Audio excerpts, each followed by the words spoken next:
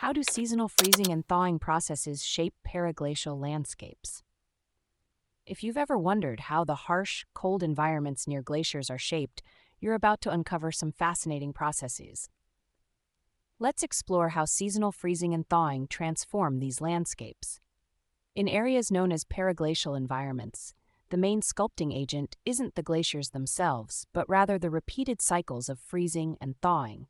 This process is key to understanding the unique landforms that emerge here. When water in the soil or rocks freezes, it expands by about 9%. This expansion creates pressure that can break apart the surrounding material, leading to physical weathering and erosion. Imagine water seeping into cracks in rocks or soil. When it freezes, it expands and pushes against the rock or soil, causing it to fracture. This cycle of freeze-thaw action can happen multiple times a day in these cold climates. As temperatures drop below freezing, the water trapped in the rock or soil freezes and expands, creating stress and cracks. When temperatures rise, the ice melts and the water seeps deeper into the cracks. This continuous cycle of freezing and thawing leads to significant physical weathering and erosion. One of the distinctive features formed by this process is patterned ground, such as sorted circles and stone stripes. Frost heaving, which is the upward movement of the ground due to the freezing of water in the soil, plays a big role here. It pushes rocks and soil upwards, creating these unique patterns.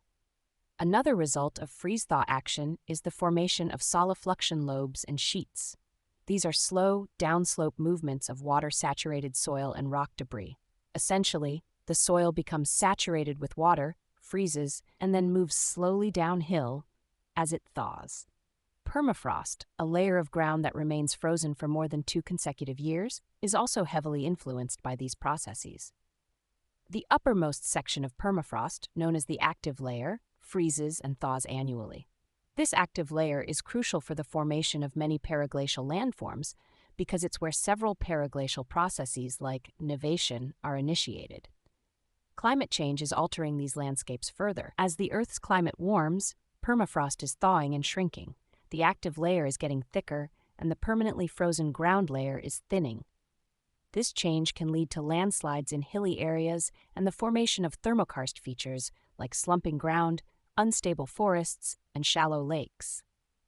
In summary, the seasonal freezing and thawing processes are the driving forces behind the unique landforms in periglacial environments. Through physical weathering, erosion, and the formation of permafrost, these processes shape the landscape in ways that are both fascinating and critical to understanding these cold dynamic regions.